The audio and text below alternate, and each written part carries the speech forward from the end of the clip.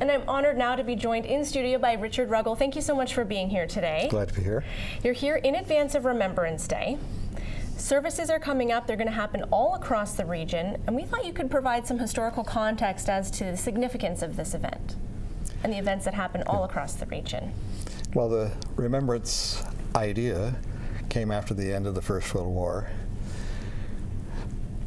Unlike now, people who died overseas were buried overseas, and so they had no known resting spot. We want to have some focus for them. So the cenotaph listed their names, and cenotaphs were put up in the late 20s and the early 30s, and they listed all the names of the folks in the community who had gone over and given their lives. And when people started to gather for the services, in the tiny communities that were there, almost everybody would know half a dozen names that were on there, wow. Relatives or good friends. So now at these services we have wreaths being laid down. What is the significance of that? It's a mark of respect by those who present the wreath, the members of Parliament and MPPs and from the municipalities, and sometimes from families of those who had served and whose names are on the cenotaph. That's their remembrance of them.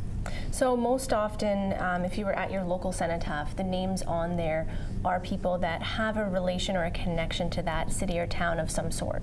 Of some sort. Sometimes tenuous, but often very close. Right. We were talking before how sometimes perhaps a parent or a relative lived in that town, not necessarily the soldier, right? Yeah. And the First World War was a very fluid time.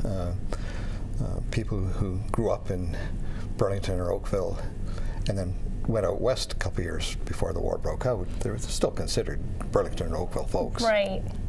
Right. Okay. Well, thank you so much for being here. You're going to be back for our Remembrance Day service. We are providing Remembrance Day coverage from 9 a.m. on November 11th. We'd love to have you back to provide some historical context and tell us about some of the names on our local cenotaphs.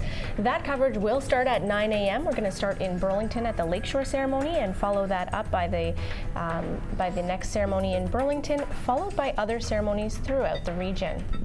Thank you so much for being here.